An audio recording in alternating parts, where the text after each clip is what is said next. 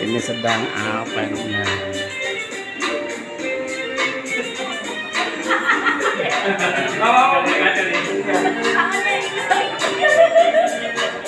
Ya ini suasana MGMP PPKN kok pada joget-joget atau apa namanya tidak tahu.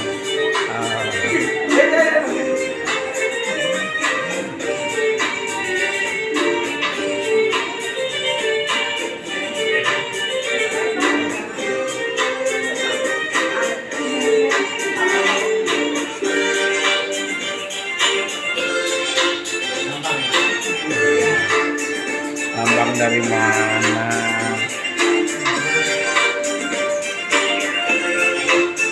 Asik.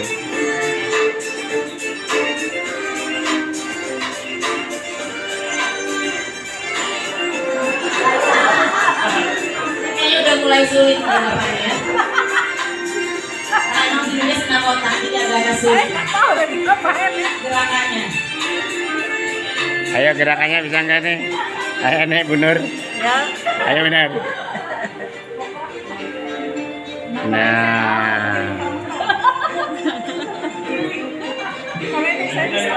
Nah, kalau muter-muter sih bisa ya. Nah, lancar nih. Ayo.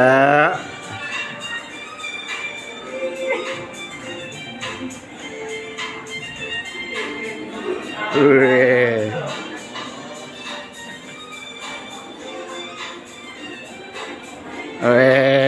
Iya. Bisa kan? Nah, bisa. Iya. Bisa. Loh, ini kok tangannya dua. Ini kelihatannya pikirannya kemana-mana ini. Aduh, yang fokus dong.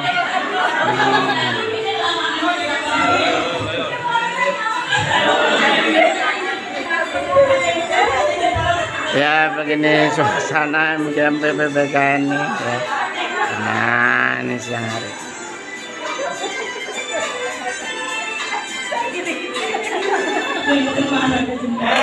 Ya demikian.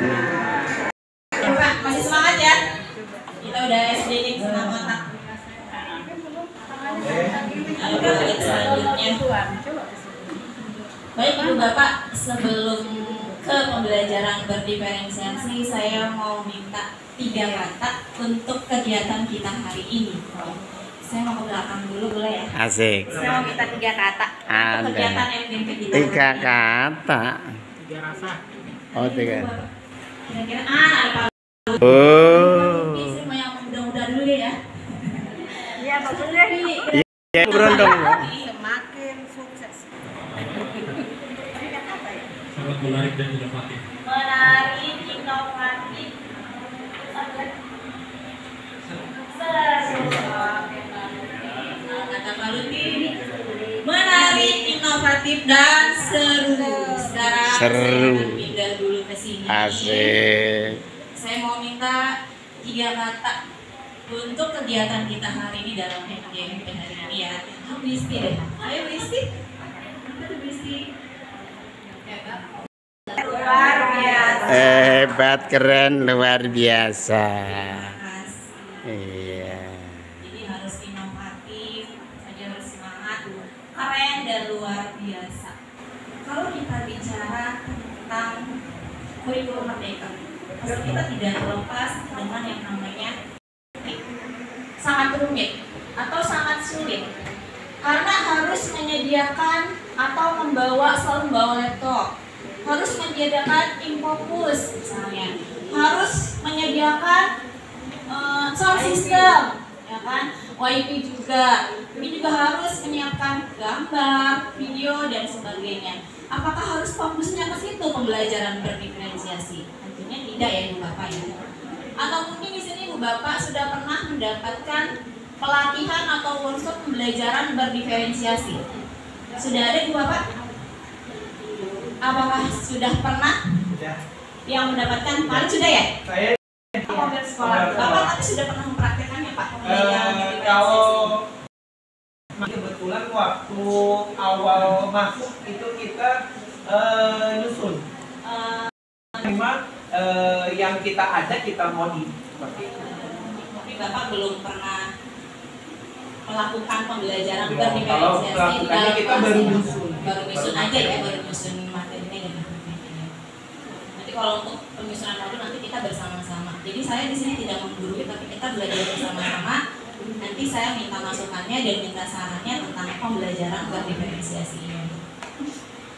Apa itu pembelajaran berdiferensiasi? Pembelajaran berdiferensiasi ini adalah usaha guru untuk menyesuaikan proses pembelajaran di kelas untuk memenuhi kebutuhan belajar dari individu murid. Kalau ini menurut Tomlinson, dalam kelas yang mengimplementasikan pembelajaran berdiferensiasi untuk merespon kebutuhan belajar murid. Jadi Bu Bapak, sekarang kalau anak itu kita lakukan sesuai dengan kodratnya atau zamannya, ya, atau alamnya. Bagi sekarang zamannya adalah zaman era digital, ya.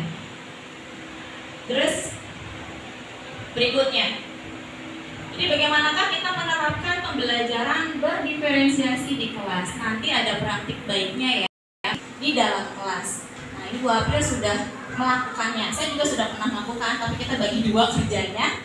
Ya, sama Bu April, berarti Bu April nanti yang membagikan praktik baiknya dalam pembelajaran berdiferensiasi. Nah, bagaimana cara kita menerapkan pembelajaran berdiferensiasi ini? Nah, ini ada langkah-langkahnya. Yang pertama langkahnya itu adalah memahami tujuan pembelajaran. Tentunya kalau kita mau belajar dalam kelas ya, atau melakukan proses pembelajaran, pasti kita sudah siap dengan tujuan pembelajaran. Apa tujuan pembelajaran yang perlu kita sampaikan ke peserta didik atau murid? Nah, berikutnya yang kedua, mengetahui dan merespon kebutuhan belajar murid. Ya, jadi kita harus tahu ini kebutuhan atau merespon kebutuhan belajar murid apakah. Terus yang ketiga, menciptakan lingkungan belajar murid yang mengundang murid untuk belajar melakukan manajemen yang efektif. Tentunya kita membutuhkan kondisi kelas itu yang kondusif, aman, nyaman, ya. Ini termasuk dalam langkah pembelajaran berdiferensiasi di dalam kelas. Terus yang keempat, ini melakukan penilaian berkelanjutan. Nah, yang dimaksud dengan penilaian berkelanjutan ini, ada penilaiannya itu adalah ada assessment of learning atau penilaian di akhir pembelajaran, dan ada assessment for learning, yaitu penilaian untuk proses pembelajaran, dan yang ketiganya ada assessment as learning, itu penilaian sebagai proses pembelajaran. Jadi penilaiannya tadi assessment of learning, yaitu di akhir pembelajaran. Nah, berarti itu penilaiannya seperti penilaian sumatif, ya, atau sumatif akhir tahun. Nah, itu contohnya.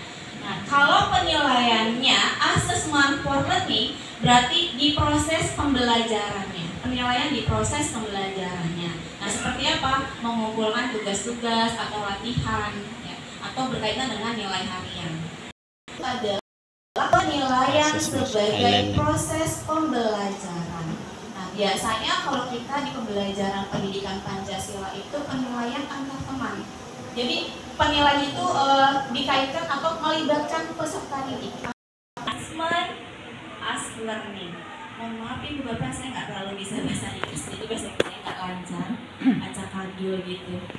Ya, berikutnya ini langkah-langkahnya yang penerapan kebutuhan belajar murid harus memahami 3 aspek berikut dalam pembelajaran berdiferensiasi. Yang pertama ada kesiapan belajar murid atau readiness. Yang kedua ada minat murid, dan yang ketiga ada profil belajar murid. Nah, sekarang kita 3 aspek ini. Berikutnya Pak Alex.